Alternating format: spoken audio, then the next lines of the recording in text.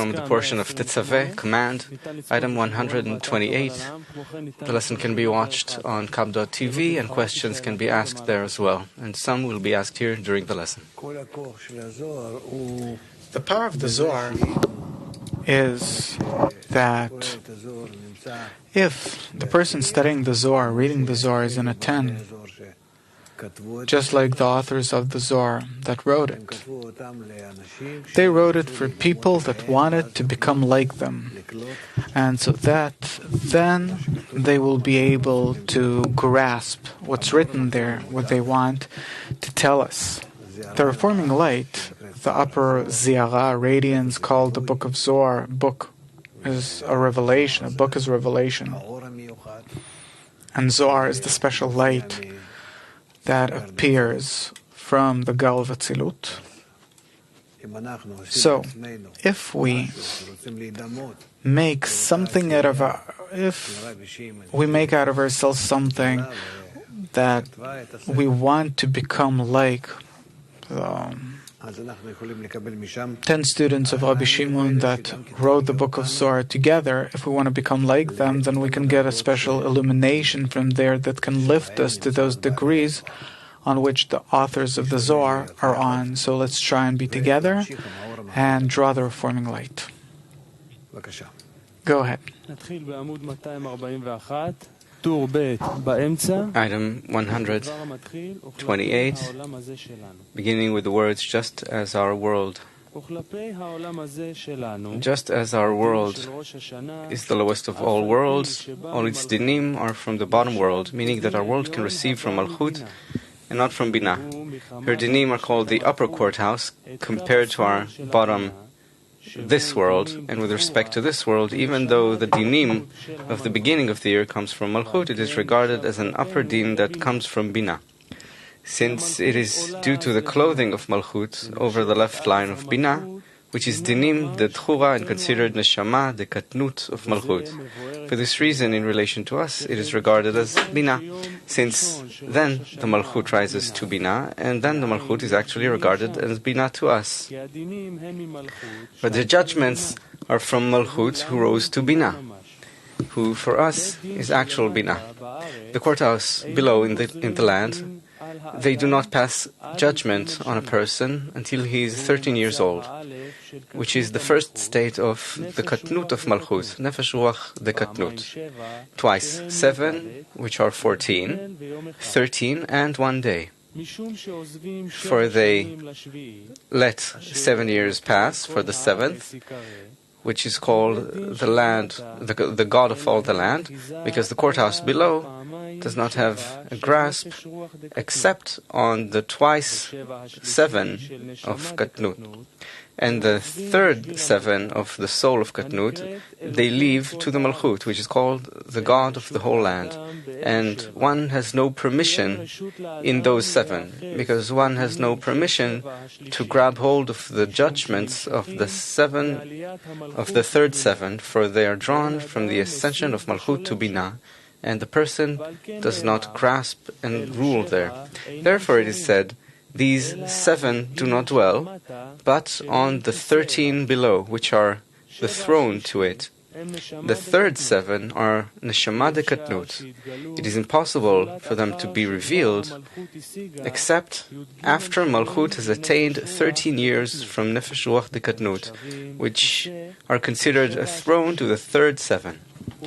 For this reason, all the sentences and all the dinim that extend to people below are of those 7 below, which are the courthouse of above.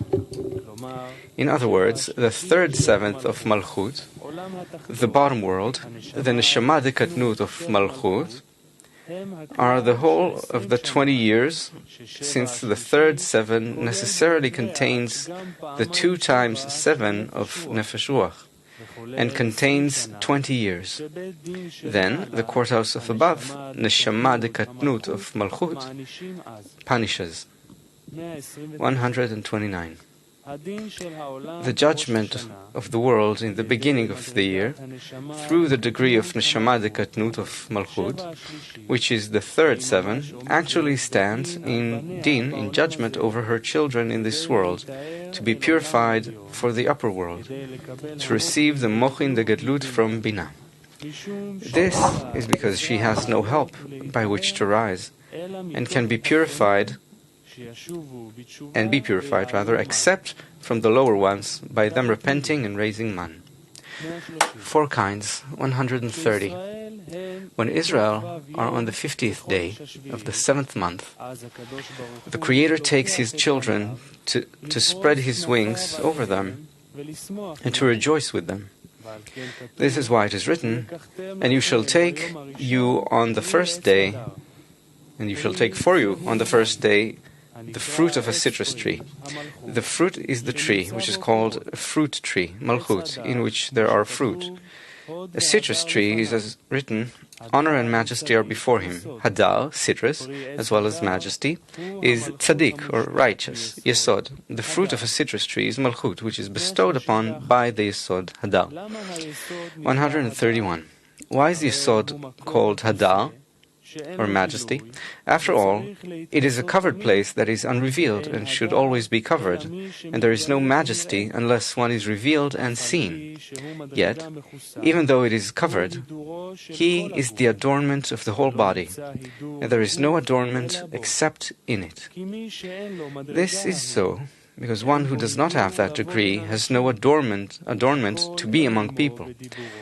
The voice is not with him in his speech, because the adornment of the voice ceases from him, the beard, and he has no majesty of the beard. Thus, even though that degree is hidden, the adornment of the whole body still depends on it, and it is covered and revealed in the adornment of the body. This is why it is a tree of citrus, or Hadar, majesty, a tree upon which the whole adornment of the body depends, and this is the fruit-bearing tree. But Malchut is called a fruit tree. 132. Branches of palm trees is Yesod, Tzaddik. As it is written, "The righteous shall flourish like the palm tree." Here, a woman is included in her husband without separation, since it is written, "The fruit of a citrus tree, branches of palm trees, and not the branches of palm trees," where the Vav, the word "and" in Hebrew, stops between the fruits of a citrus tree and the branches of palm trees, indicating that they are tied together, since the Yesod and Malchut are together. And boughs of fig trees are 3 lines Chagat. This is so because its leaves are 3, one on the right, one on the left, and one in the middle, which governs them, since the middle line unites the right and the left into one.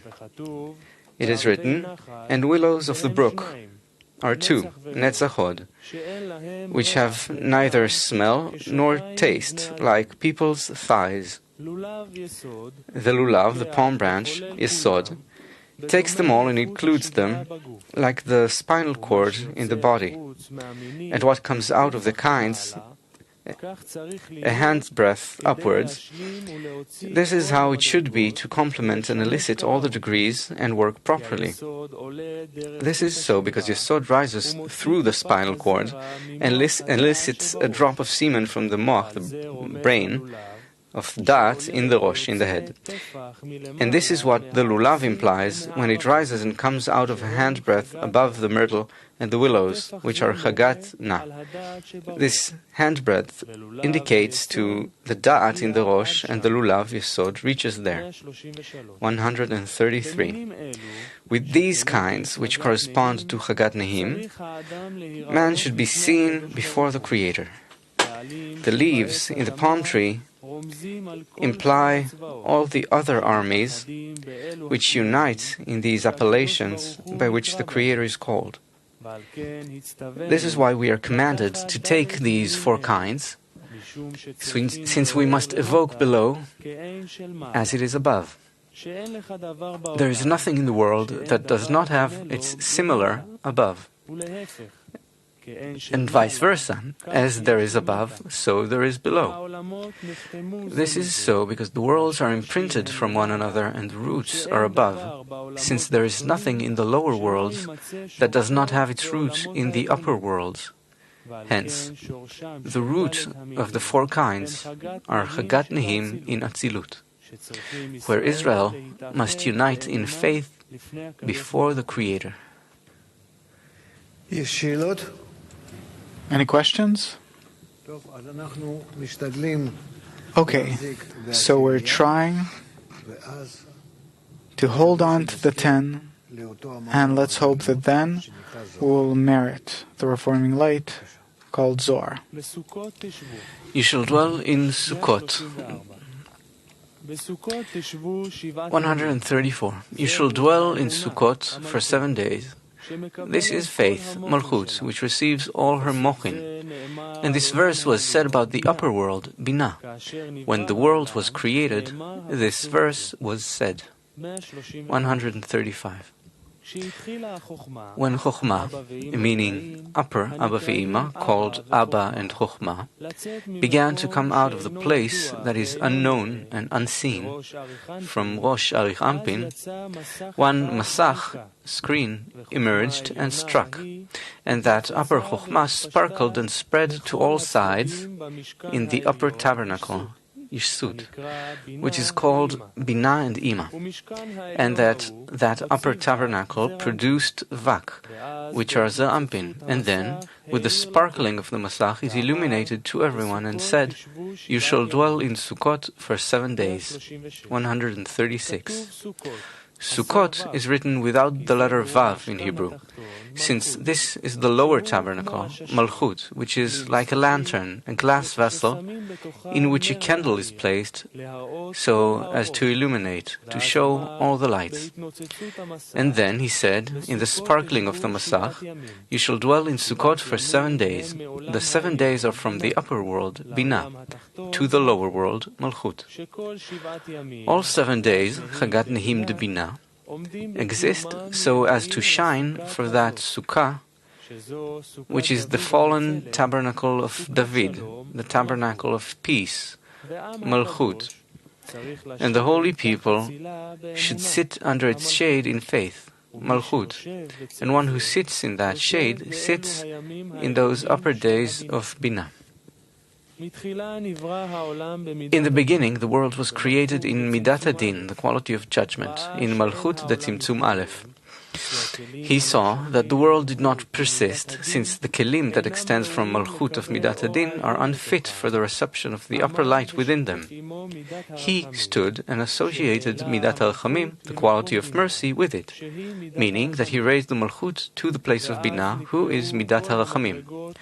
Then all the degrees were split into 2 halves. Keter and Chokhmah remained in Rosh Arich Ampin, and its Binah and Tum fell into the Guf, the body. And so it was with all of them. By that, all the degrees were diminished into Vak without a Rosh. And this state is called the point of Cholam. Afterwards, at the time of Gadlut, Malchut descends from Binah to her own place once more through the illumination of Ab Sagdak. But all the half degrees that fell from their degrees return to their degrees. Thus, the degrees are completed with Gar once more. This state is called the point of Shuruk. At that time, those Binah and Tum that returned to their degrees raised with them the lower one that they were in while they were fallen, and thus the lower one receives the mochin of the upper one. It follows that during the Katnut, Binah and Tum de Ishsut, which are Ima, fell to Zon, and during Gadlut, when Binah and Tum return to their degree, to Binah, they take Zon with them to the place of Binah. Then, the Zon received the Mochin de Binah through the Kelim de Binah and Tum de Binah, where they were during the Katnut. Thus, now Zon are fit for the reception of the upper light of Binah, as well as all the worlds Biyah that extend from them. And then the world persisted. Had it not been for Malchut's ascent to the place of Binah, there would have been no possibility for the world to exist. This verse was said when the world was created, meaning when he associated Midat HaRachamim with Malchut, so that the world would be able to persist. When Chokhmah, meaning upper Abba Ve'ima, called Abba and Chokhmah, began to come out of the place that is unknown and unseen, from Rosh Arich Anpin, when Malchut rose to the place of Binah de Rosh Arich Anpin, Arich Anpin remained with Keter and Chokhmah, and his Binah and Tum fell to his Guf. This Binah, which departed from Rosh Arich Anpin, was split in two. Her Gar were established in the upper Abba Ve'ima, and they are called Chokhmah, and her Zat were established in Yishsut, and are called Binah. Then a Masach came out, the Masach of Malchut that rose to Rosh Arich Anpin, and struck, bringing Binah Arich Anpin outside of the Rosh, and that upper Chokhmah, Gar the Binah, that were established as upper Abba Ve'ima, sparkled in the form of Katnut, as his Binah and Tum fell below Binah. And she expanded to all sides in the upper tabernacle. During the Gadlut, when Arich Anpin brought his Binah and Tum back, the upper tabernacle, Binah, rose up to him as well, and received Mochin from him. Similarly, that upper tabernacle elicited Vak, meaning Zer Anpin, and Binah too brought her Binah and Tum that fell into Zon back to her. By that, Zon received the Mochin de Binah, and Binah elicited Vak, meaning Zon. At that time, the sparkling of the Masach, which is the illumination of the Masach and the diminution that was made by the ascension of Malchut to Binah, illuminated to everyone. It illuminated Mochin de Binah to Zer Anpin and Nukva, and said to the Mochin, which are Chagat Nehi de Binah, "You shall dwell in Sukkot for 7 days," meaning that they would expand to Malchut, who is called Sukkot without the letter Vav. It is considered that had it not been for the shade, which implies the diminution of the light, the sparkling of the Masach that was done in Binah, which is the thatch, they would not have lasted 7 days, which are Chagat Nehim de Binah to the Sukkot, which is the Malchut below. However, that shade of the sparkling of the Masach, the thatch, has 10 Sfirot as well. Her Malchut, too, rose to the place of her Binah, and her Binah and Tum fell to Biyah. For this reason, at the time of Gadlut, when she brings her Binah and Tum back to Atzilut, Biyah rise on the degrees to Atzilut as well and receive the Mochin of the 7 days from her. Thus, the root of the thatch is in Binah, and from there he says, "You shall dwell in Sukkot for 7 days." This is said about the upper world, Binah, although that shade and thatch are present in Malchut as well, which is why she is called Sukkah without the letter Vav, referring to that thatch of Binah that is found in Malchut. 137. This is why Sukkot is written without the letter Vav in Hebrew, referring to Malchut. In another place, it is written a full Sukkot with the letter Vav to show that one who sits in this shade of the sparkling of the Masach sits in those high days of above, Chagat Nehim, the Binah, which stand on the lower one, which is Malchut, to shine upon her and to cover her. This is so because that thatch of Binah was extended to her as well to protect when she needs it. 138. They are all read as full Sukkot, the thatch of Binah and the thatch of Za'ampin. And the writing of the lacking Sukkot is the lower world, Malchut. During those 7 holy days, it is necessary to feed the rest of the appointees, ministers of the world, referring to the 70 bulls that are sacrificed on the 7 days of Sukkot. She must be diminished in terms of the light and evoke the mochin of the left, which are her achoraim, or posterior, from which the 70 ministers are fed, while she receives gladness in her husband in mochin de panim, anterior mochin. Also, she needs it so that they will not slander during the joy. She lets them be refined in that food, and their offerings are more numerous than on the rest of the days, so that they will be preoccupied with them and will not mingle with the joy of Israel. It is the same way that they are given a part in the he-goats of the beginning of the month and the he-goats to Azazel, and the scapegoat. And because of this diminution in the feeding, the ministers of the nations, she is called Sukkot without Vav, and the joy of Israel is the Shmini Atzeret. 139. While the rest of the appointees are happy and eat the 70 bulls, Israel are corrected for them. At that time they set up a throne for the Creator from below and establish Malchut as a throne to the Creator, to raise her up, in the 4 kinds, in the joy of the festival, in saying Hallel, which is a special praise, and encircling the altar. Then the Malchut rises and receives blessing and joy in Za'ampin, her husband. 140. And the rest of the animals, which are the 70 ministers appointed over the peoples, eat and chew into dust. And what remains of their eating, they trample with their feet, and they are fed from the 70 bulls. And Malchut takes the souls and elevates them to the high pleasure, Za'ampin. Since she comes down and grips all the blessings, the sanctities and the pleasures that Israel extend to her on all those 7 days, by all those deeds that they did and sacrificed for her, she came down to approach her children and to delight them for 1 day. That day is the 8th day, since all the 7 other days are with her. Hence she is the 8th. And she is 8 days together, which is why she is called Atzeret, assembly, which means a collection, a gathering, when all 7 days gather on that 8th day. And there is no 8th except out of 7.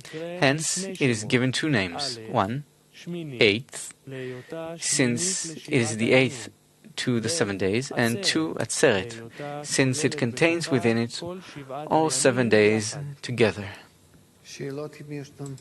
Are there any questions? If there are any questions, please.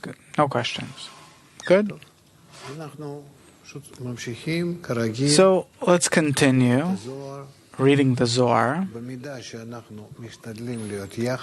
To the measure to which we try to be together, the upper light will help, and the upper radiance, the Ziaraila, will work on us. And it doesn't matter that we don't understand and so on. The light radiates to the degree to which we make the effort to do it. It's not according to our understanding, but according to the effort that we make. This is how it works. Blessed be the name of the Lord. 141. Blessed be the name of the Lord.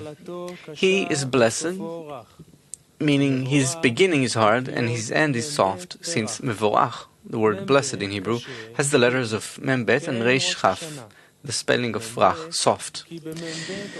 Membet is hard, din, like the beginning of the year.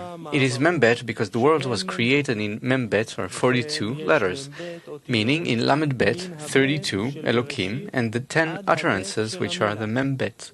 Also, there are membet letters in the bet of Bereshit through to the bet of the world and vohu, the void.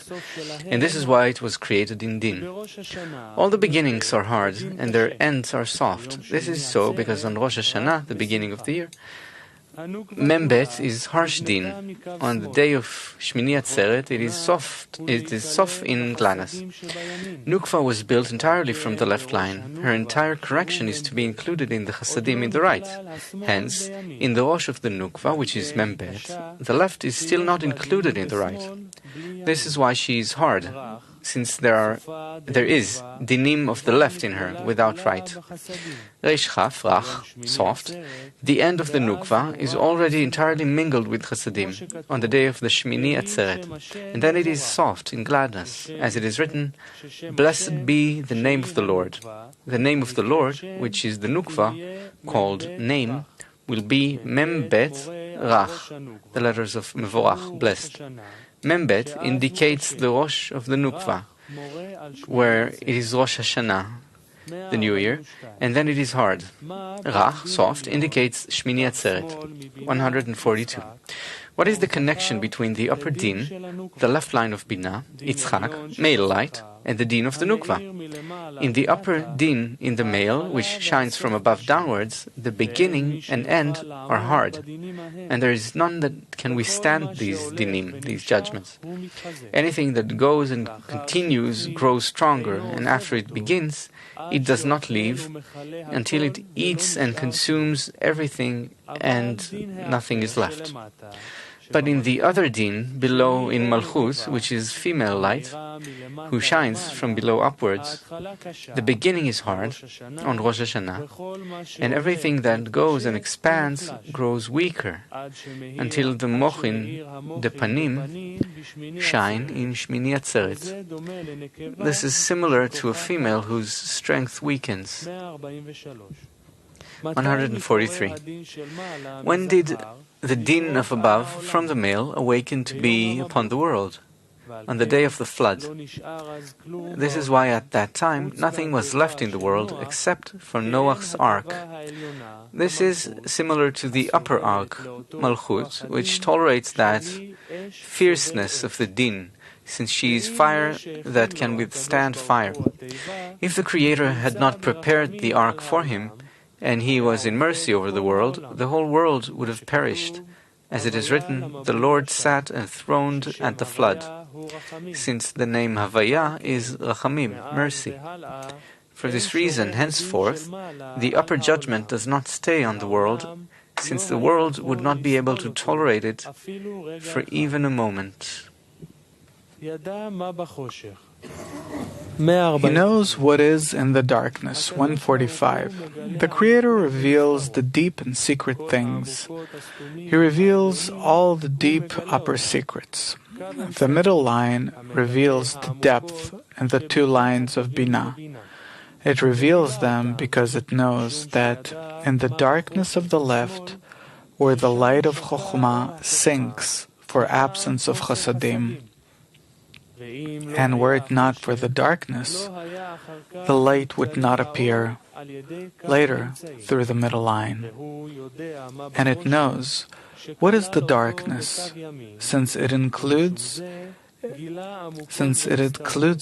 in the right line. For this reason, it revealed the depth and the hidden, since were it not for the darkness of the left, the depth and the hidden would not have been revealed. And this light that had appeared out of the darkness is Chokhmah. 146. Out of the darkness in the desert, this light appears to us. The Merciful One will incite light with you in this world and in the next world. Yes. Rabbi Shimon's 10, they also built or revealed the Creator from below. How could it be otherwise? From the shattering of the vessel of Adam Rishon, all corrections starts by building a 10, which is the minimal Havaya, and draw the reforming light upon it, and that light builds the 10, connects them together, strengthens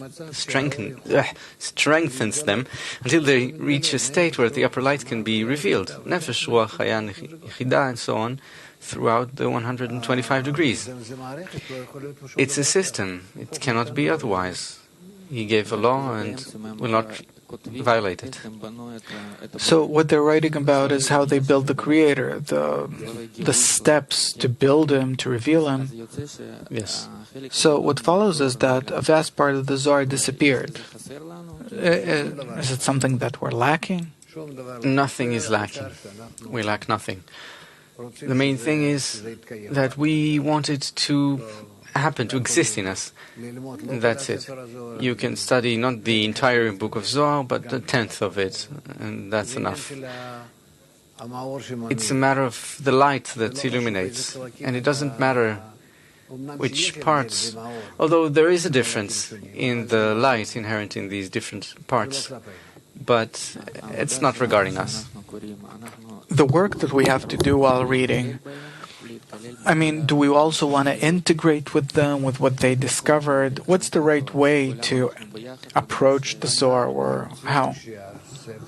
We want the book to influence us, connect us together, so that we are similar to the system of Adam HaRishon, to some extent at least, like the first degree. And then the upper light can be revealed in us, and this is called the revelation of the Creator within the created beings. And by that, we give Him the opportunity to be revealed, and that brings Him joy. And this is called to bring contentment to the Creator. So the effort that we make to connect determines the measure to which the Zohar influences us? Yes. We anticipate a strong influence by the Zohar to us, and there are several things here. Even though we study it and we do not understand it, the upper light acts upon us, providing us understanding by building us, establishing us. And also when we learn without understanding, we anticipate a sgula, a special power or remedy. There's not so much intellect here. It's an upper intellect which we cannot yet actually grasp. So we're studying about the upper world as a little child studies our world. He's in the world and learns of it. He doesn't know what it is, but he learns, and the world influences him and establishes him and directs him, and then he begins to understand what's going on. And how does he know? Because he's within the sphere of influence of the world. And so are we, under the influence of the upper light, the upper world, as we read the Zohar, and it influences us, organizes us, establishes us such that we begin to feel it and it becomes close and understandable. I understand it, feel it. How does a child learn a language? Nobody teaches him the language. He hears it and hears it more and more, and by that he begins to know. And so are we. This is the natural way of learning, of absorption. And in the study of the Zohar, it's not exactly a study, but specifically in this natural way, we are integrated into the upper world. It's a completely different approach from the study of the 10 Sfirot and Shamati. Here, I simply want it to affect me. I want to enter the world of which they speak. Just like that. Take me there. It's really felt that the Zohar became much closer than we started reading it at first. Of course. But sometimes it feels like, a very narrow hose, and sometimes I cannot interpret that right now, clarify it, but we're beginning to integrate more with it, and we are accustomed now to its style and its tales and definitions. It's interesting, but suddenly you begin to feel that it's telling us about Atzilut. What do we understand about that? And yet, we know him to some extent. We just don't know as when we study with our intellect. But we know, like a child who was taken somewhere and he begins to know that place. Just like that. It's a very special kind of development, and it is actually the right kind of development. Yes. What signs should we expect as a result of the influence of the reforming light that we're trying to draw while reading the Zohar? Just as we now discussed. And that's it. Changes where I suddenly begin to feel these discernments, that I'm with them, integrated with them, they affect me, it becomes closer. And from that we begin to understand more and more, but from inside, an inner kind of sense, not intellect or sentiment. Rather, it is called the understanding of the heart. We begin to understand what the Kabbalists wrote in all of their other writings, as like Tas or Shamati. Well, let's continue. Or perhaps you want to switch over to the... Or we have a lesson tomorrow. I think it'll be enough. Let's continue for now. עמוד 247, פרשת כי תשא, ונתנו איש כופר נפשו. 1. Number 1. It says, the eyes of the Creator look upon the righteous. 2. There is no blessing above for something that is counted. We're reading Kitisa, when you take, item number 2.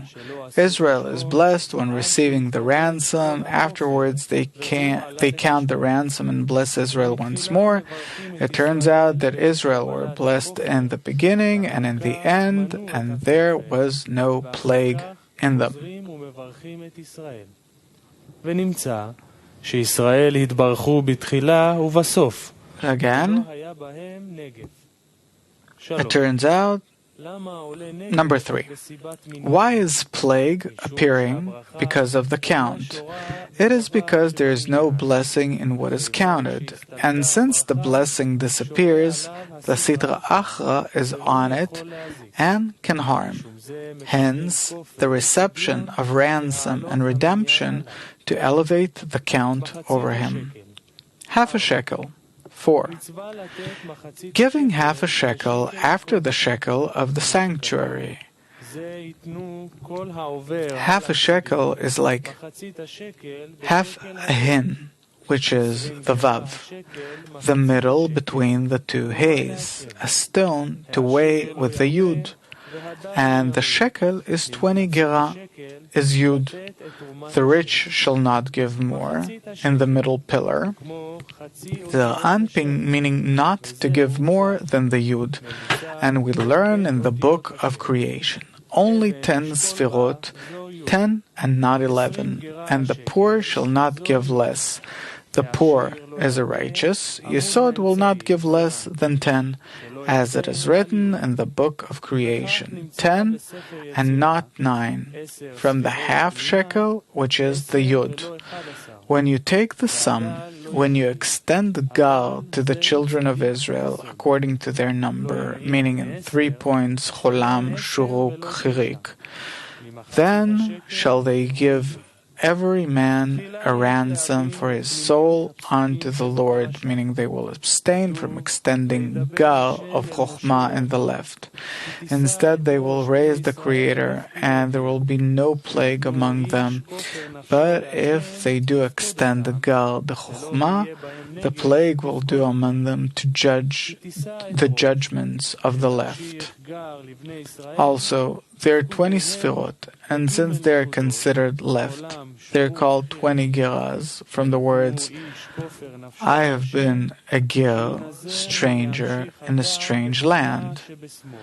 Half a shekel is 10 sfirot of male light. An offering to the Lord means it should be raised to the Lord and not extended, but only to extend half of the female light.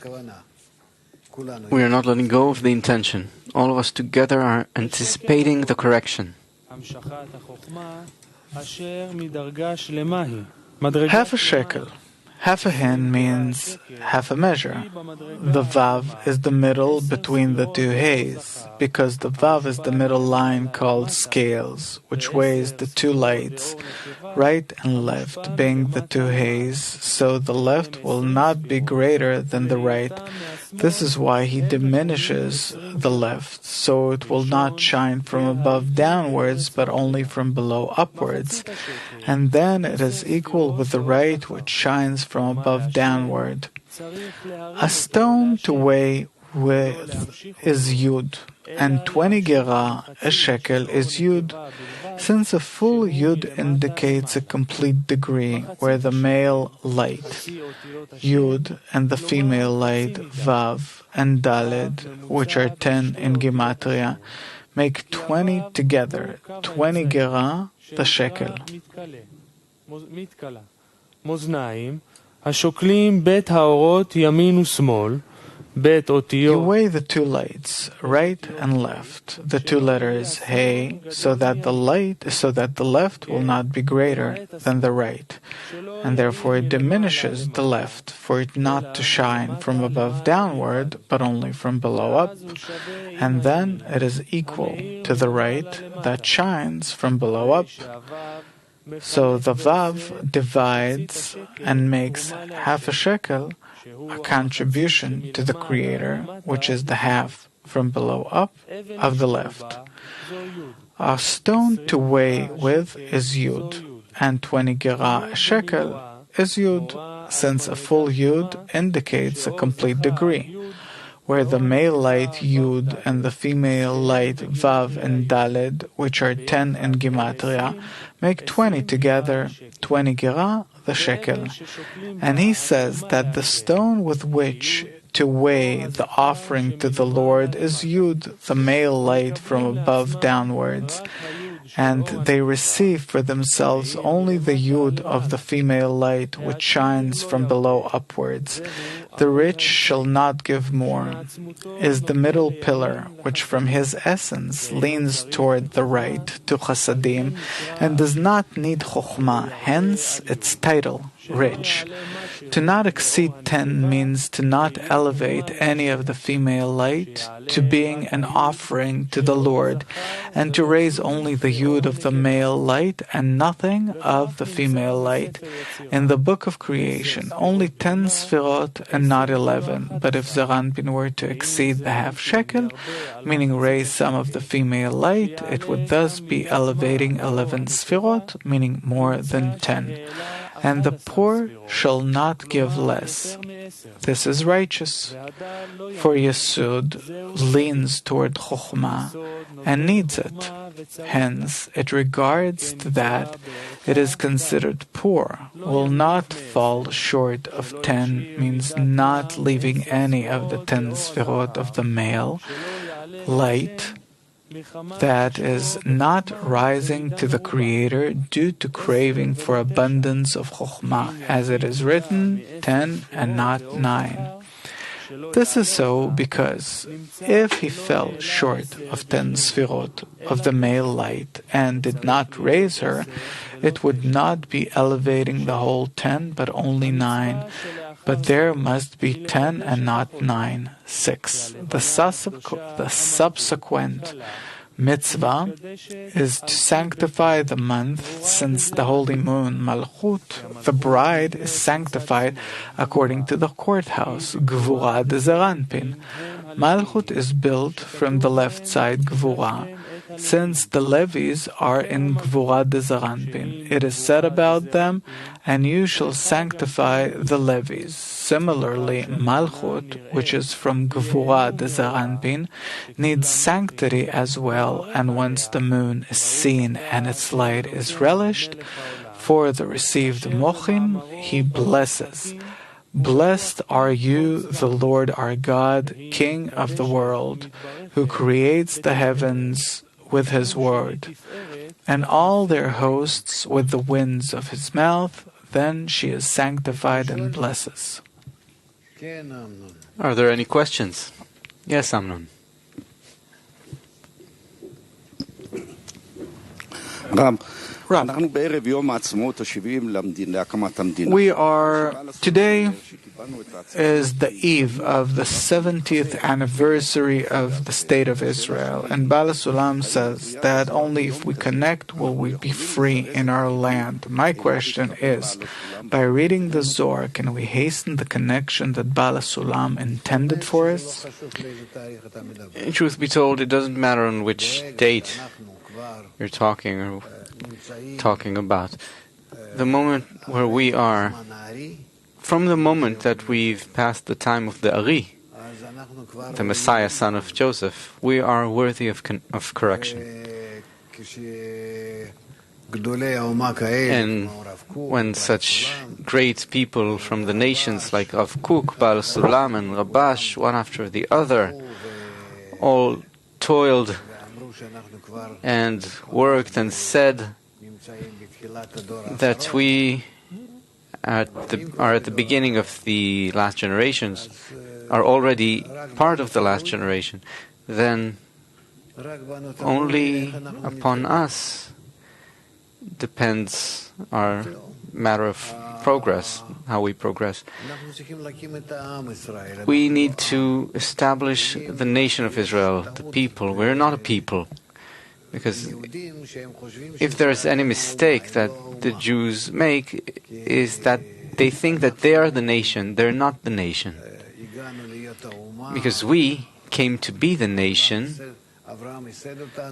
Abraham founded us through love thy friend as thyself. And we knew that this is what we must achieve, through love thy friend as thyself, to establish a group and work in it, so that it becomes a nation as a 10, where the upper light can be revealed, which is the Creator. And even though it's not simple, and we go through the exiles and struggles, but this is our work until we come to connect.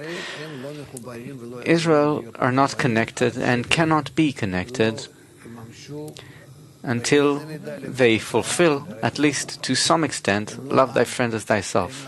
They're not a people.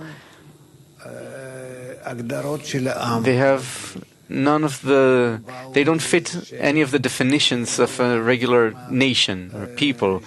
They didn't come from one tribe, from some mother and father which were at the foundation of every other nation.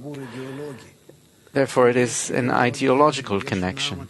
If there is an ideology, if there is a goal, if we work on this artificial connection, not natural, genetic, but idealistic, let's say.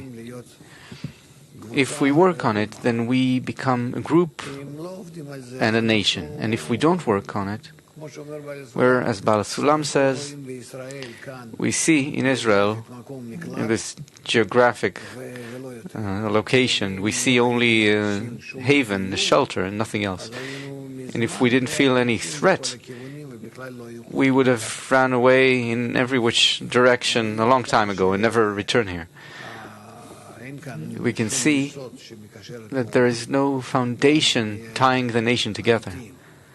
Let's be real about it. And therefore we must work on the connection between us, so that if we reach some measure of connection, nefesh, the asiyah, the first degree, the first spiritual degree, then it is considered that we have become a people.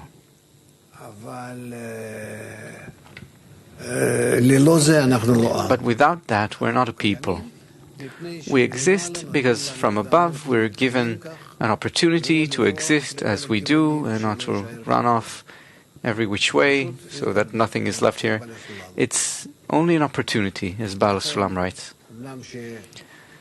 Therefore, even though we're counting, totaling 70 years from the establishment of the nation of Israel, truth be told, it is not a nation, it is not a people, and we're only here with the opportunity to establish a nation and a state.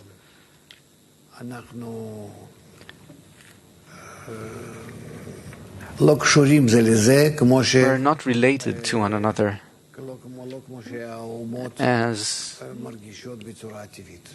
as it is with the other nations, where they feel related to one another naturally. We don't understand how they feel related to one another, even. We're not belonging to any nation, as Baal Sulam writes. We're brothers in trouble. It's not a foundation upon which a group of people can be maintained, because if it's good, if we have it good, then we disassemble, disconnect, and if we have it bad, then we come together again. We don't have a foundation of joy, of power. Everything is out of fear, and therefore it's good to have a special kind of remembrance day where we remember where we came from and what is the foundation of our nation, which is an ideological foundation only, to come to return the nation of Israel, people of Israel, to the Lord your God. Otherwise we don't have a people or a nation, and that's why the rest of the nations don't even agree to our existence. They feel instinctively that that is our foundation. And other than the National Remembrance Day, where we need to remember where we are and to always renew our foundation, which is faith and love thy friend as thyself, if we achieve love thy friend as thyself, at least to some extent, then we become a people. And if we don't have that kind of existence, love thy friend as thyself, even to the smallest degree, we're not a people. There's no connection. That's it. That's what Abraham taught, that love covers all crimes. What do I mean by all crimes? All the differences between all those people who came to him from all of the family groups, from all of the tribes and nations, little nations in Bavel, 70 nations. And what did he say? Love will cover all crimes, meaning love thy friend as thyself. Precisely that will cover all the crimes between us, and because of that we will be a strong nation, a strong people. We have the left and the right, and we strengthen it with the middle line. Therefore, our independence is not due to us having a military and weapons. The world does not agree with our existence, and we will see and hear it soon openly, coming openly from the whole world, openly. And the Creator will arrange such things for us that no one will want to be close to us, affiliated with us. We're like a disease, like some special kind of impurity. This is what we need to understand, and our independence depends only on the upper force.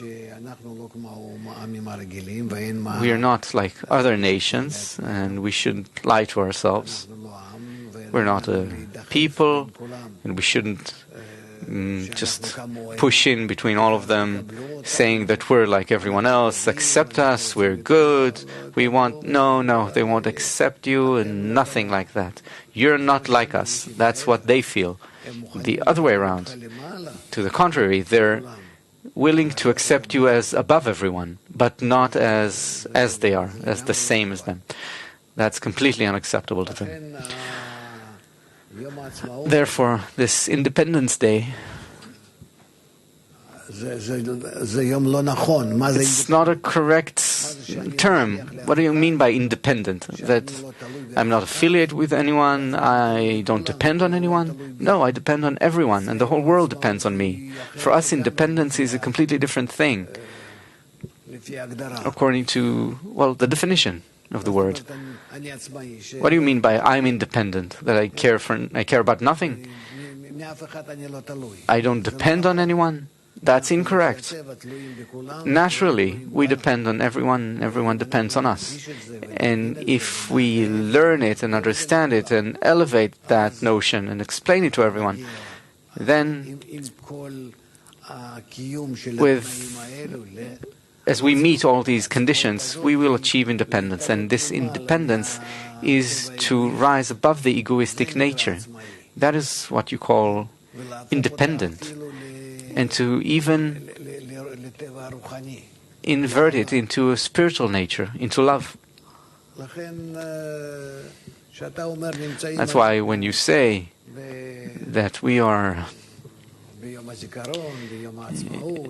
today is the Israeli National Remembrance Day and Independence Day, I'm sorry, God forbid I do not disregard what we have today as the people of Israel and the nation of Israel. I love it very much, and I came here specifically, and I was forbidden travel here, and now I'm here for 45 years already, and I don't think that we should be pleased or proud of what we are. By the power of arms.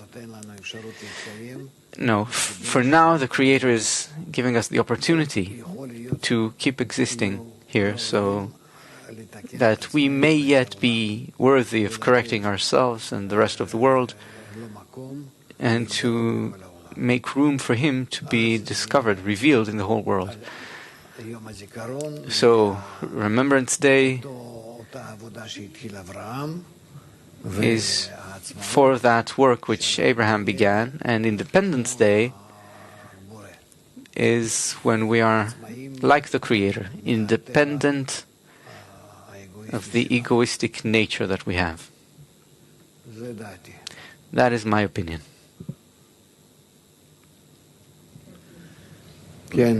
Yes.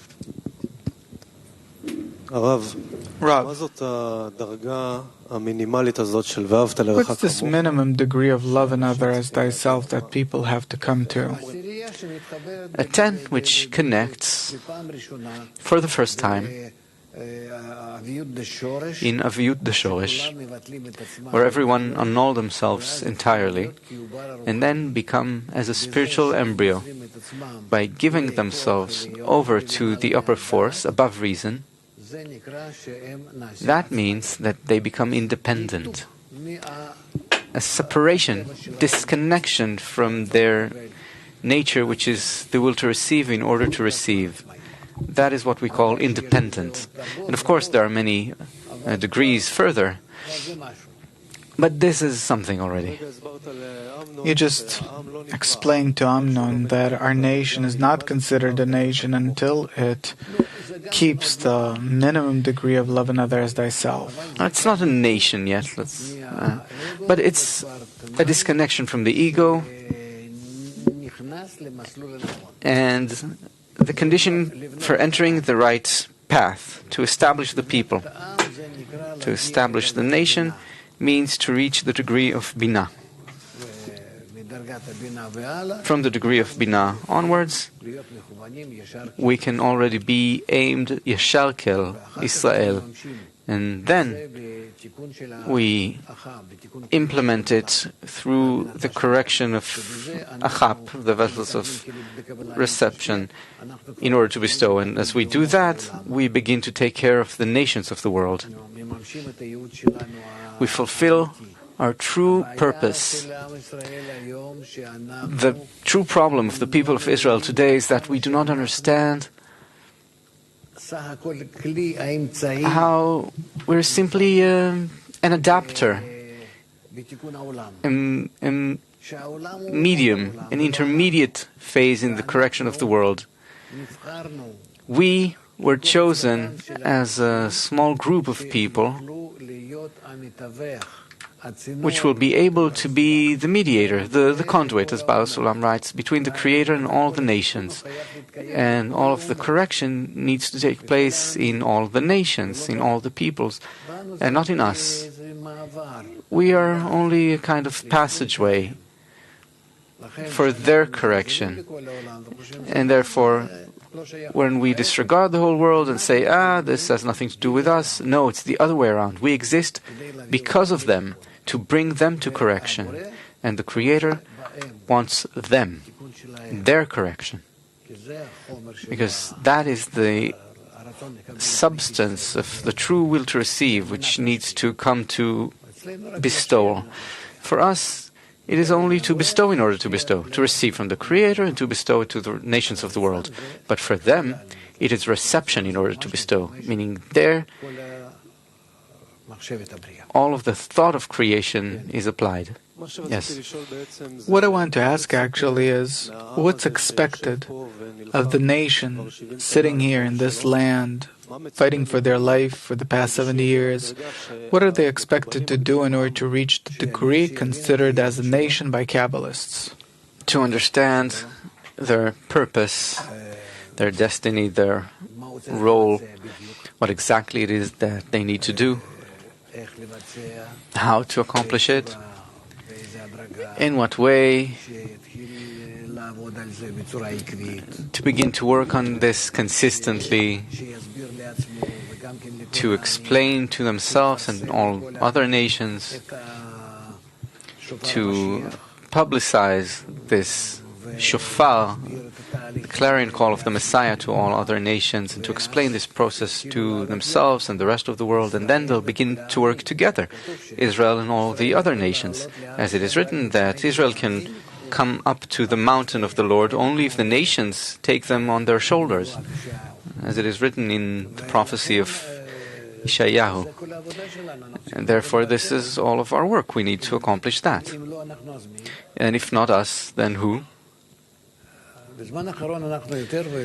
Recently, in recent times, we're coming closer to it, understanding and feeling that more, that this is the work and this is what's necessary for us to do. But there still remains much to be done. Yes.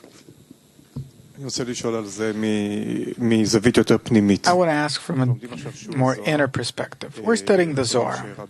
We know that Rabbi Shimon had a corrected 10, and that in our generation there was Baal Sulam and the other Kabbalists you mentioned. What's the difference actually between their ability to bring the end of correction and what we're doing now as a group?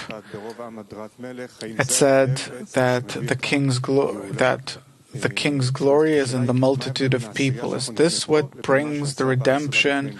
What's the difference between what we do here in tens and what Baal Sulam did years ago when he reached correction?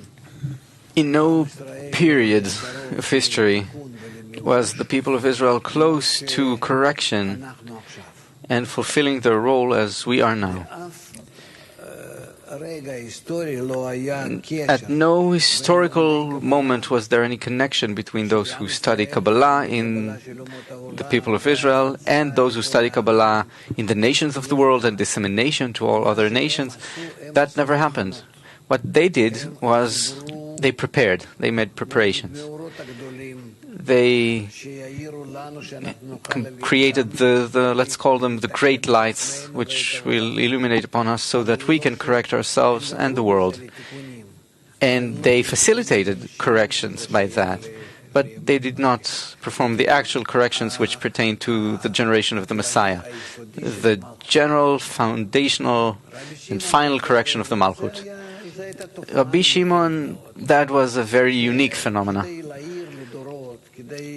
In order to illuminate to the nations from the connection which the people of Israel attained during the temple, where they attained their correction. So for that light to illuminate and shine to the very last generation in the general correction of the third temple, or the Ari. We don't understand all those corrections that they've made. Or Baal Sulam, there were many more. Baal Shem Tov, a giant, a titan, what corrections he made.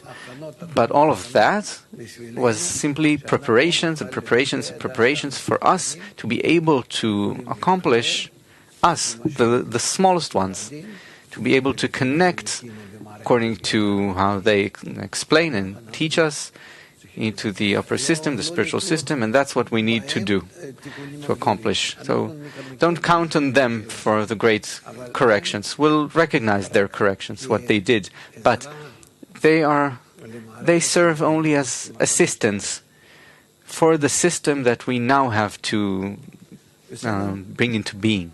So, Thank you. All right. Well, yes, Dudi.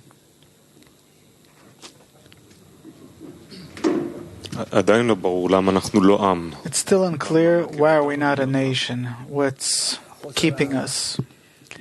A lack of love. Between us? Yes. And what keeps that back? In each and every nation, there is this feeling that they belong to a people. We belong to a people. Throughout history, it happened this way, that we had a mother and father at the foundation of the nation, German or Italian, regardless of which exactly. They have all these legends about this, tales, folk tales. Romel Verem there in Italy and so on. Every nation has these things, but we do not. For us, the foundation of the nation is entirely different. It's abnormal. It's abnormal. Some Kabbalist rose, a philosopher, a sage, and he said, let's connect according to the spiritual idea. Love thy friend as thyself. All the crimes, the egoistic crimes between us, love will cover. Where have you seen such a foundation for a nation? So we don't have a genetic kind of natural connection between us. And we feel it. If we're not being pressured from without, then we scatter.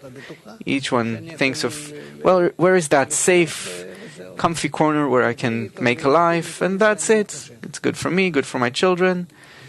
And I don't think about anything else. Wherever I was, in Europe and the USA and all these congresses of, what do you call them? I forget.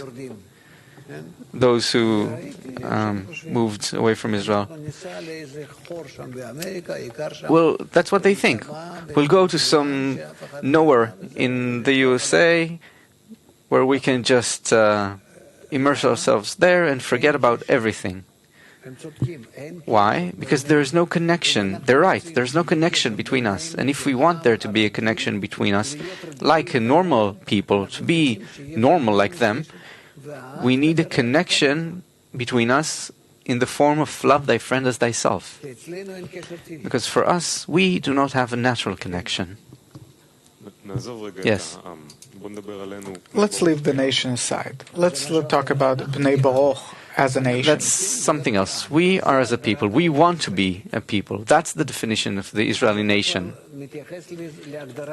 So you're talking about it as a spiritual definition or discernment, not as they do in the government, let's say. We want to establish ourselves as the proper nation of Israel. Yashar kel, through love thy friend as thyself. And what's holding us back? Only our work.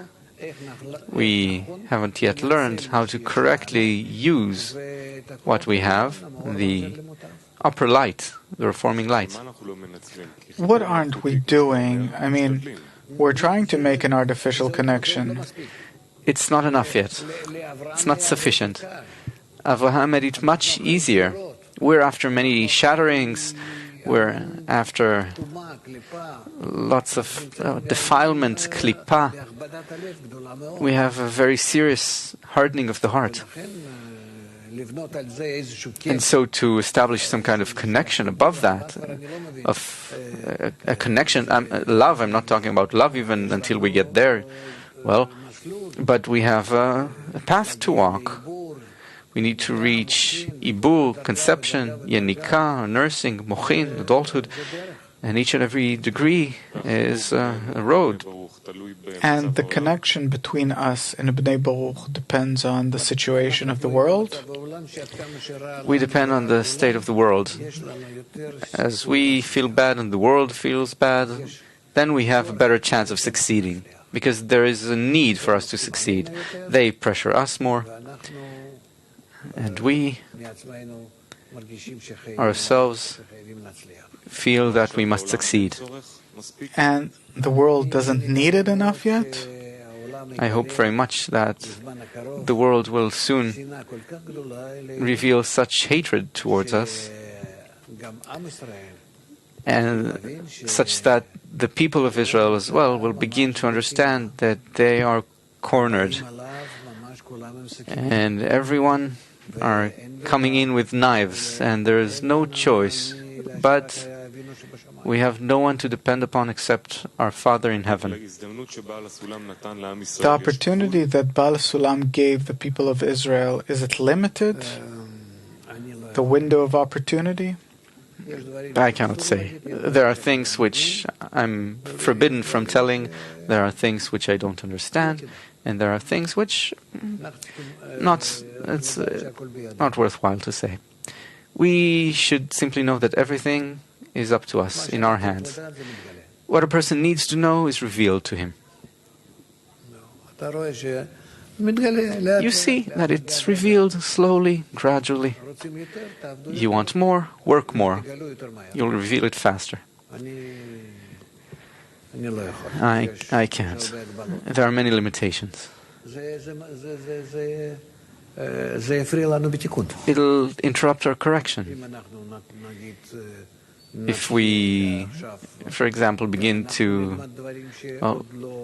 will start studying things which are not yet, they can weaken us. If we know the future, we can confuse the nation. If we know and speak of them openly and everyone knows, no. It's not good. Well, let's continue, all right?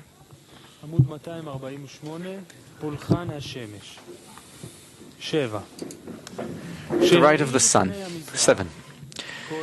When the face of the east shines, all the sons of the east, of the mountains of light, bow before the light that shines instead of the sun, before it emerges over the face of the earth, and worship it.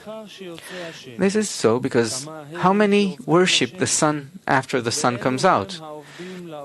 They are those who worship this light of the illumination of the dawn, who call this light the God of the illuminating jewel, and they swear by the God of the illuminating jewel, or emerald rather. 8.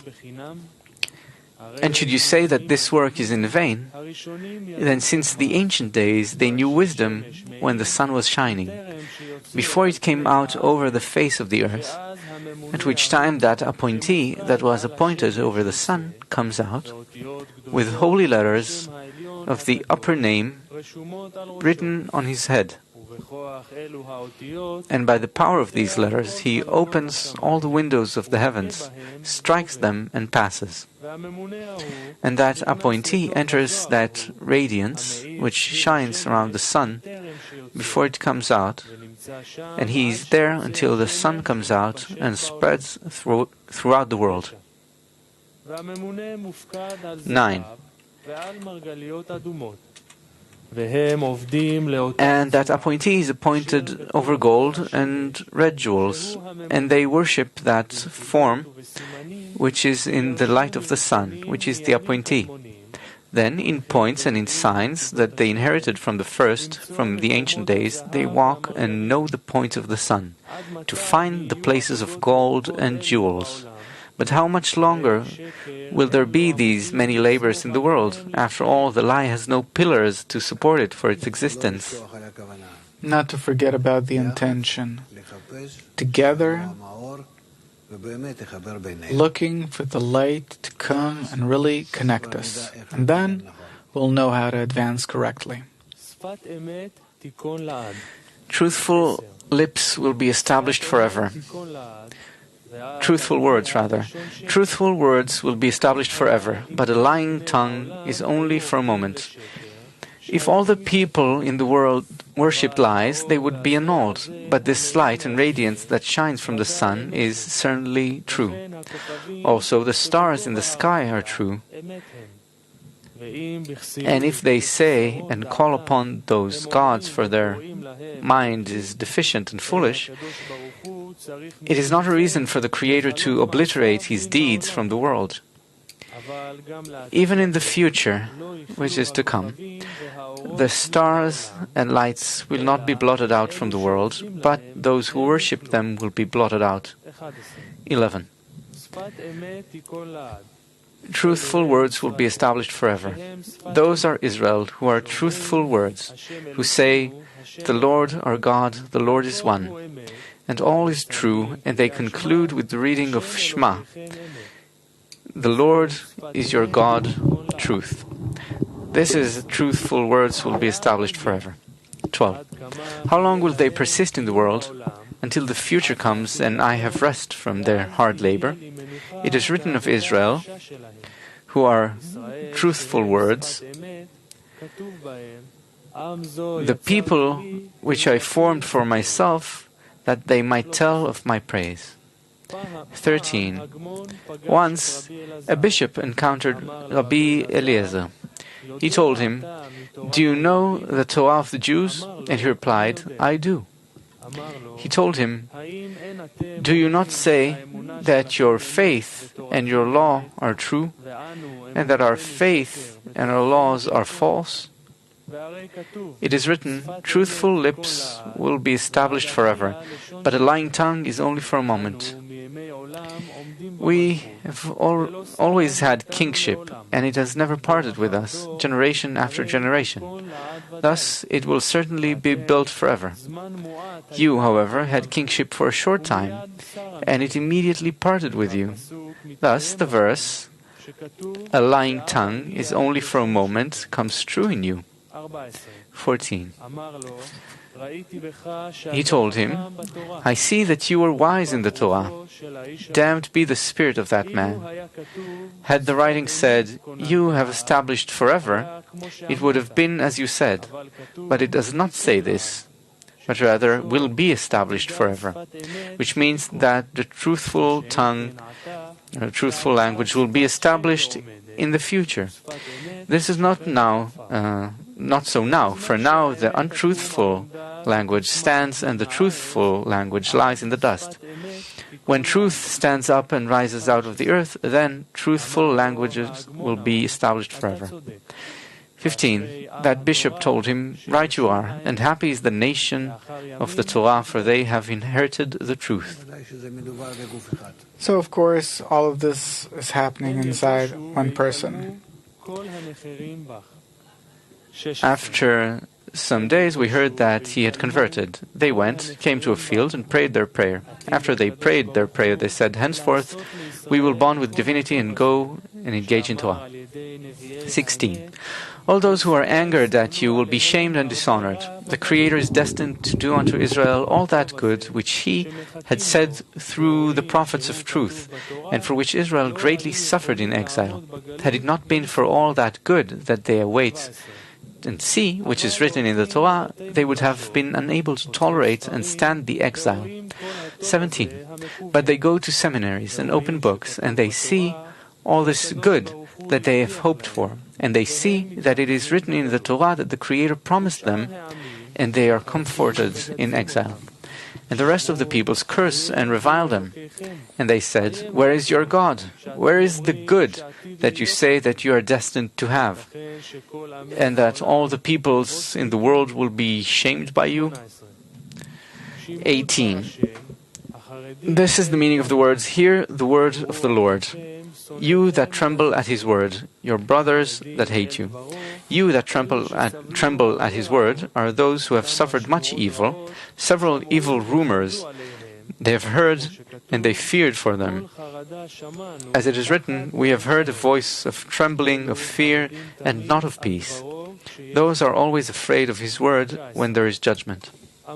19. Your brothers that hate you are your brothers, the sons of Esav, that cast you out, as it is written, Depart, unclean, men cried unto them. For there is no other nation that scorns Israel and spits in their faces like the sons of Edom. For they say of Israel that they are all as impure as menstruation. That is, that cast you out, for my name's sake, have said, Let the Lord be glorified, for they say, We are the sons of the living God, and in us his name is glorified. We rule the world because of he who is called Great. As it is written, Esav, his elder son, and this name Great is what the Creator is called. As it is written, Great is the Lord, and highly to be praised. We are the children of the Great One, and he is great. Certainly it is said about us, For my name's sake have said, Let the Lord be glorified. 20. And they say unto Israel, But you are the smallest, as it is written, Yaakov, her younger, also the smallest son. Where is your God? Where is the good, that all the peoples in the world will be shamed by your joy? May it be that we will see your joy, as you say, and they will be shamed. It should have said, You will be shamed, but it is as one whose curse depends on others, for they said that then Israel will be shamed and disgraced. Except that they said, But they shall be ashamed, as one whose curse depends on others. And this is why the Spirit of holiness would say this word in this way, that they will truly be shamed. It is said about that, all those who are angered at you will be shamed and dishonored. All those who are angered at you, who huffed with anger at you in this exile. For in the future they will be shamed and dishonored by all the good that they will see in Israel. The exile continues. 21. We see, and so can the strong ones in the world, meaning the nations, that the exile is continuing and the son of David has not come. So it is. But what makes Israel suffer this exile?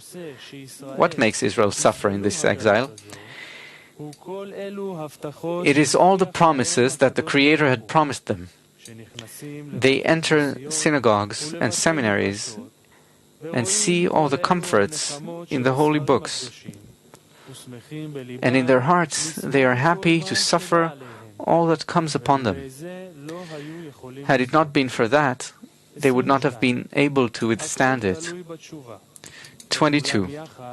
Everything depends on repentance, but they cannot all awaken to repentance together, because it is written, So it shall be when all of those things have come upon you. It is also written, And you call them to mind in all the nations where the Lord your God has banished you. Also it is written, And you shall return to the Lord your God. And then, if the one who banished you will be at the end of the heavens, from there he will gather you. And before all these things come true, they cannot be awakened by them for repentance. 23.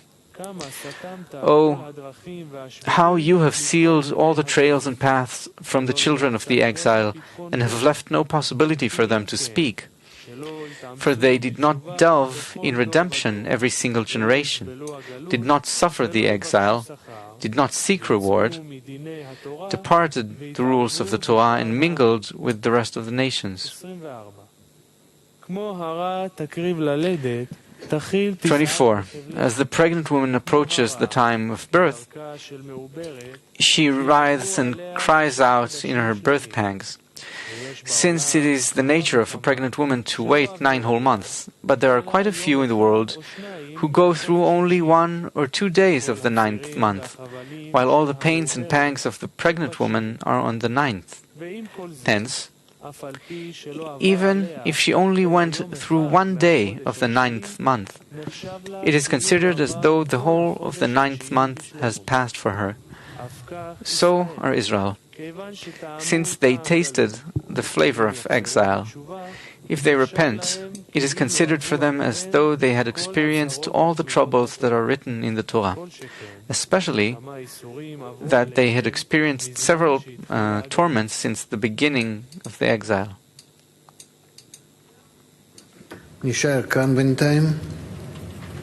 Let's stop here. Yes. Okay, there is a real lack from the word Kli here. Igor from Kharkov asks, I really want Zohar tomorrow, or Zohar lesson for the whole word Kli. For there to be a Zohar lesson tomorrow. Tomorrow evening. I don't know. If you decide, no problem. I'm not pressuring anyone. I'm free. As always, I'm in my room all day long. I have no picnics. No one's inviting me for a barbecue. So what can I do? In short, if you want, please, it's possible. If you don't, no problem. If you want, just tell me. I don't have to pre-plan it or anything.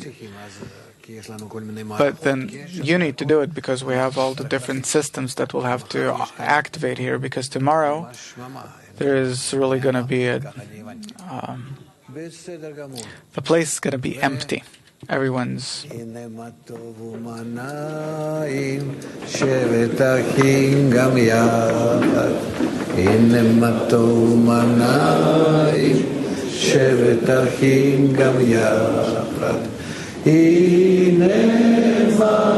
טוב שבת אחים גם יחד הנה מה טוב שבת אחים גם יחד הנה מה טוב ומנעים שבת אחים גם יחד הנה מה טוב ומנעים שבת אחים גם יחד הנה מה טוב שבת אחים גם יחד הנה מה טוב שבת אחים גם יחד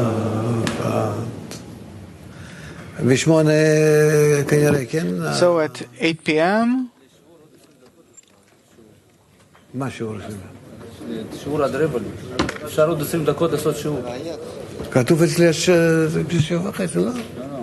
לא 8 סעודה קדימה So let's go then. Excellent.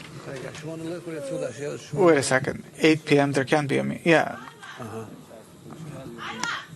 אז למטה מחכים עד שיעבור כן. בסדר גמור. טוב, סליחה. Okay, great. Sorry. It said here is 7:30, so let's go. עמוד 251. תודיעו, אני לא יודע אם הביאו בכלי העולמי. הלו, אבל כלי עולמי כבר מנותק או לא? Is the world Kli disconnected? Did they disconnect already or what? No. Check. כן, כי אנחנו רואים שהם... Yeah, we see them. They're with us. Peter's with us. Excellent. אז צריכים להודיע בכל זאת בכולם. אז אנחנו ממשיכים. So let's continue. אנחנו צריכים להגיע למצב... We have to reach a state. Just imagine שכמו שהיום... that just like today we're talking about remembering our casualties and wars, we have to talk about the wars and the memorial of the people of Israel in their fight to keep the sanctity inside of them. The wars of the Creator, so to speak. God forbid, I'm not disregarding in any way these wars. I fought in these wars as much as I could when I came to Israel. But we have to see, how are things supposed to be in the future?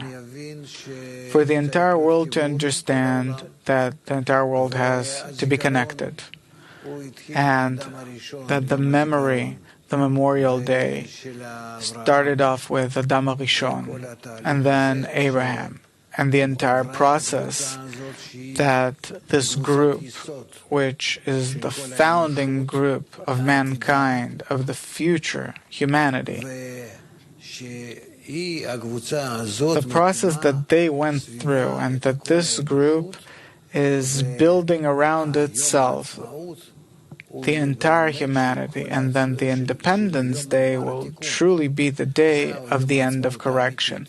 This is the real day of independence, where we rise above the ego and we become independent. We become a free people in our land, meaning to be free in our desire, being free of the in order to receive. This is the day of independence. And so we have to understand that the Memorial Day and the process that we went through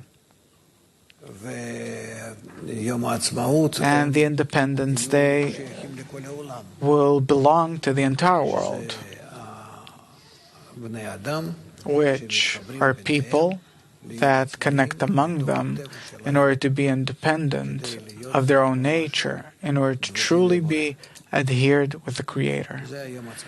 This is the real Independence Day that we should yearn and aspire for. Well, let's read some more. Item 25, where we left off. But it is written, in thy distress, when all these things are come upon thee, in the end of days, how has the Creator pitied Israel with this thing? It is like a king who had an only son, whom he loved dearly. And for his love, he gave him to his mother, the queen, to rear him and to teach him the right ways. Once, the son sinned before his father, and his father came and struck him, and then forgave his sin. He sinned again against his father. His father was angry with him and expelled him from the house. Thus the son departed the house. 26. And instead of going in the right way and being worthy and pure so his father would hear and want him, what did he do? He said, now that I have departed my father's hall, from here on I will do as I wish. What did he do? He bonded with whores and was defiled by filth of soiling with them, and he was only with them when they bonded. His mother, the queen, visited that son every day and knew that her son had bonded with whores, and that his only bonding was with them. She began to cry and to grow bitter for her son. Whores are considered the intentions in order to receive, the will to receive that's used in order to receive, instead of being directly related or connected to the Creator. That's called being a whore. 27. One day the king came over to her and saw her crying, and she said, how can I not cry when our son is out of the hall? And not only is he not sitting in the king's hall, he is sitting in the whorehouse. The king said, For you I will bring him back, and you will be the guarantor that he will not sin. And she said, I will certainly be his guarantor. 28.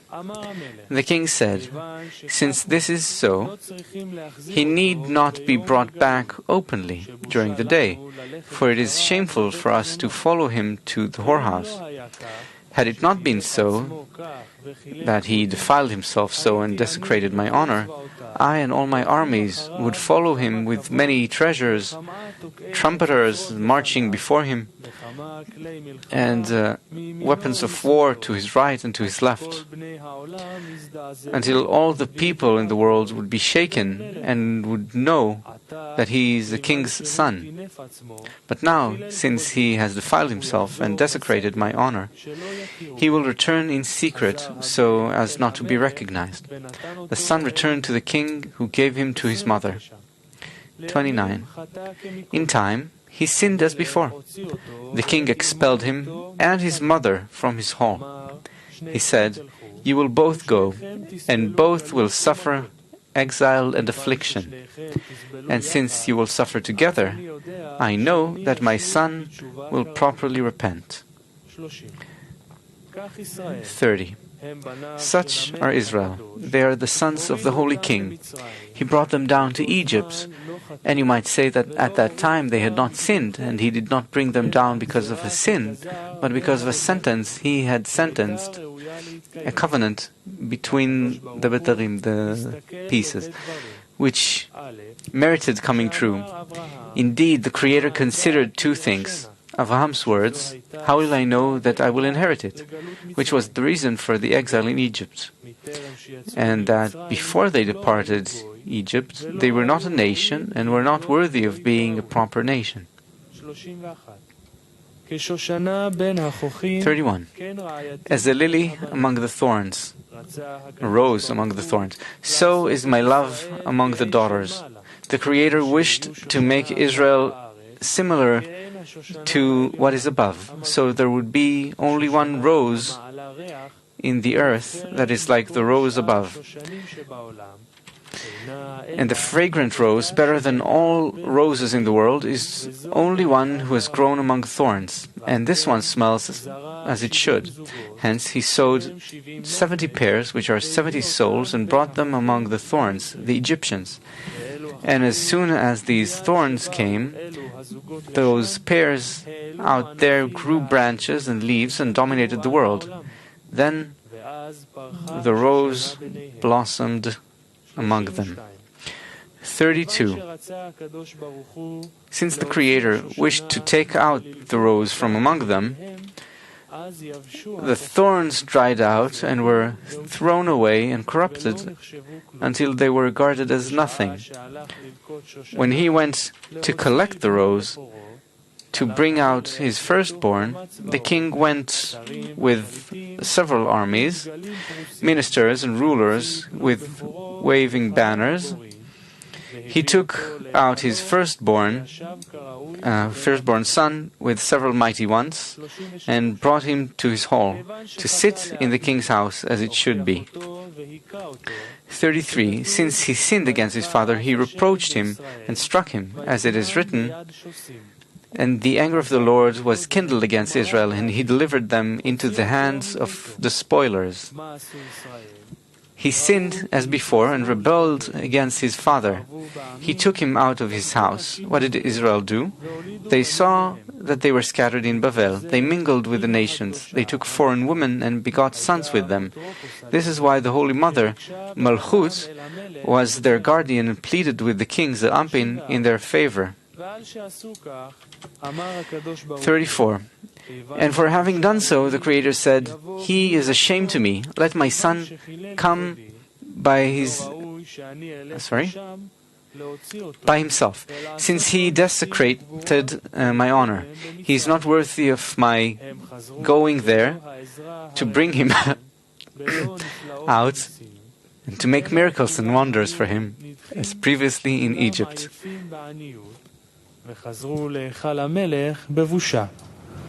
ואמא הקדושה, המלכות, ערבה להם.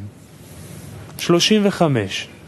חטאו כמקודם, הקדוש ברוך הוא... They returned without the help that befitted them, without wonders and miracles, but were all rejected, all tired and poor, and they returned to the king's hall in shame, and the Holy Mother, Malchut, was their guarantor. 35. They sinned as before, the Creator expelled his son as before, and his mother within him. He said, "Henceforth the mother and son will suffer some afflictions together, as it is written, and for your transgression was your mother put away.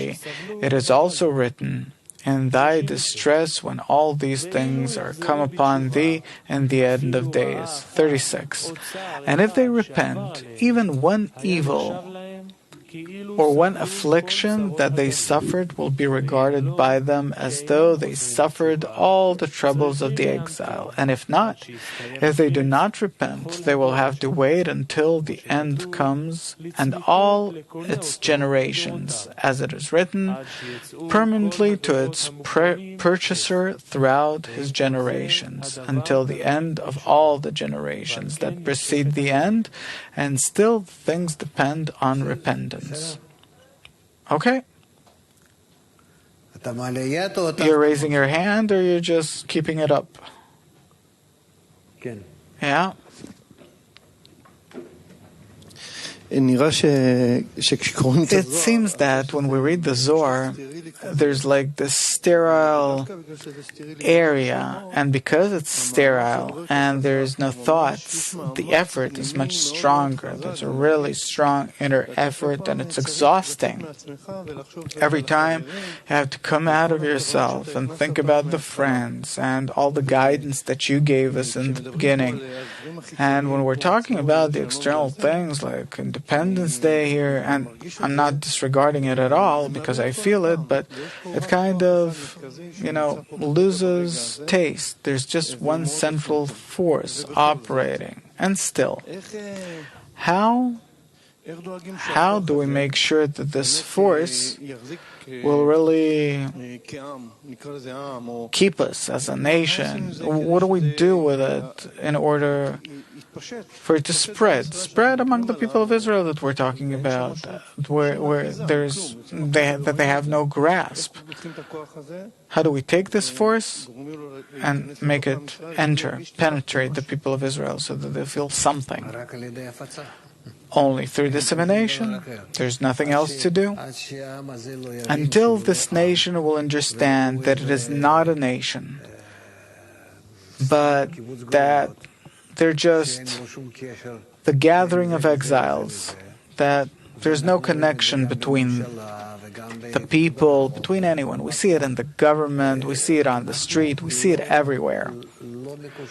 We are not interconnected naturally, corporeally, because we can't. We truly are the collection of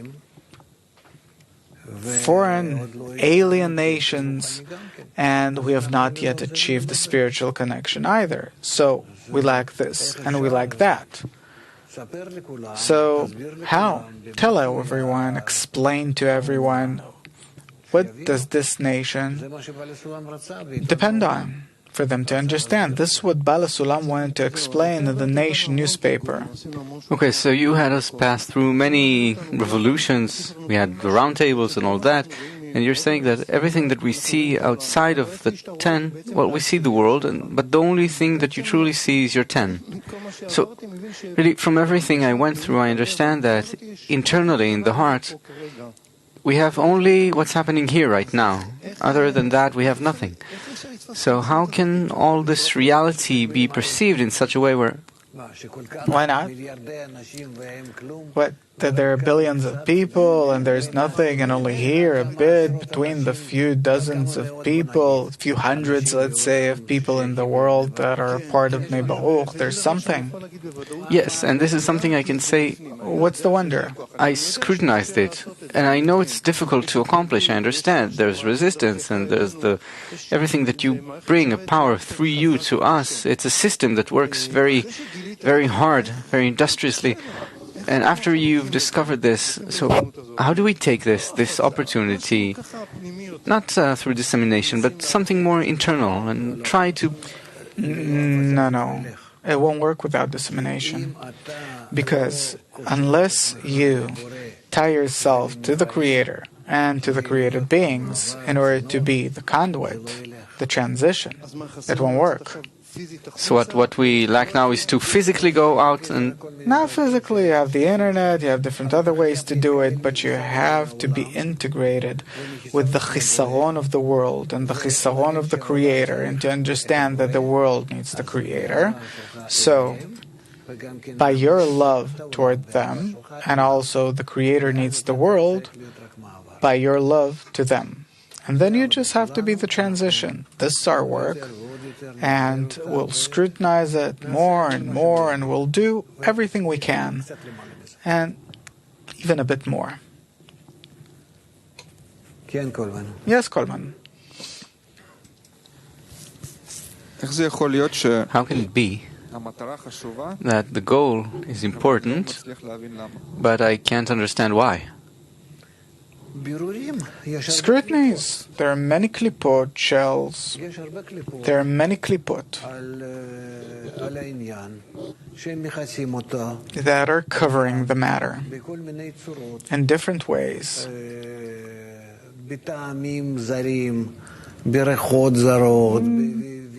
With foreign tastes and smells and sights and things that don't allow you to see the truth. You're so included of pictures and shapes and forms of this world that you can't see anything through it. You can't. Your will to receive is entirely full of corporeal forms.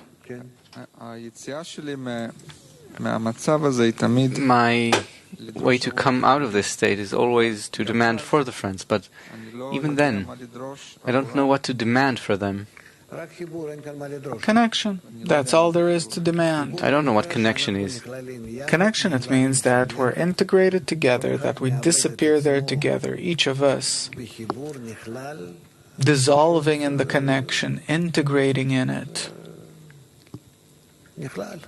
Simply being included in it.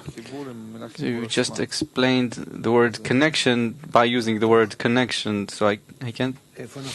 So, where are we? At the end of days. That's the title. Well, a few more minutes. At the end of days.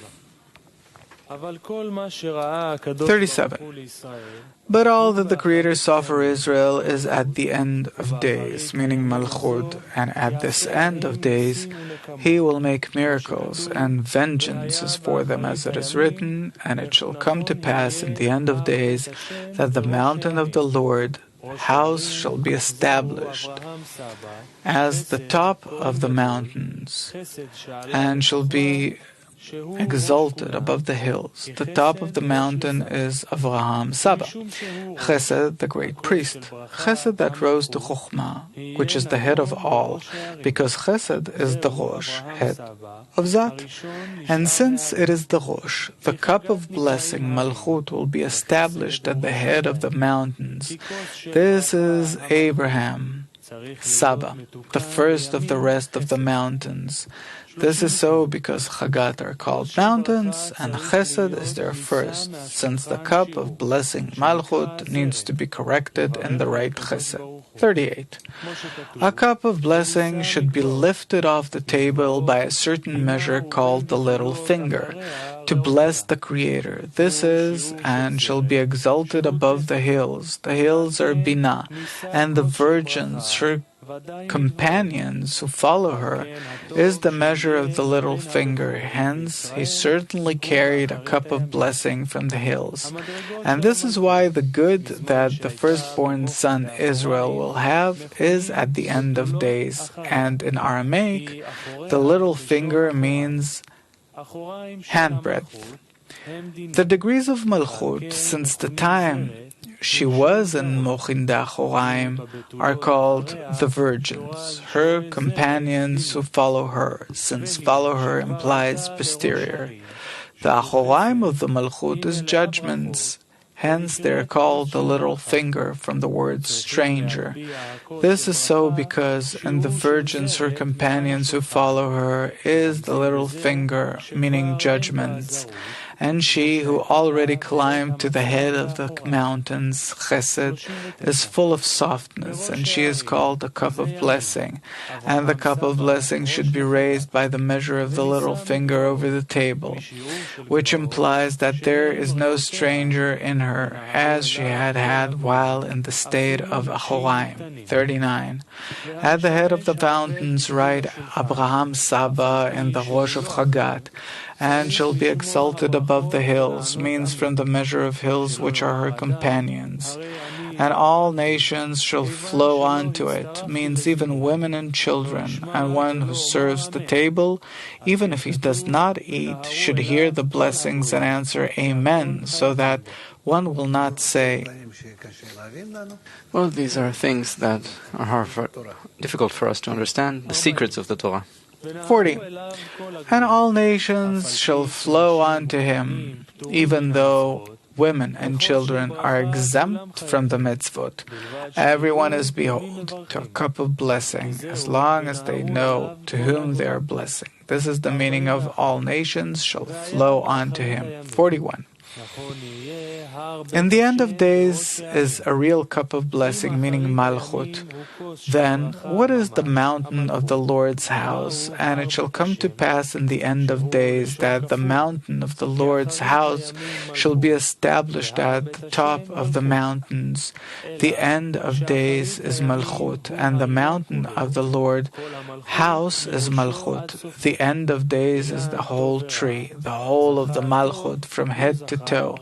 The tree of good and knowledge, if he is rewarded good, if not rewarded bad. The mountain of the Lord's house is the good of Malchut without the bad. The mountain of the Lord's house is where the Sitra Achra has no part, because the mountain of the Lord's house is sorted out from the tree, which is the end of days. This is the cup of blessing at the top of the mountains. 42.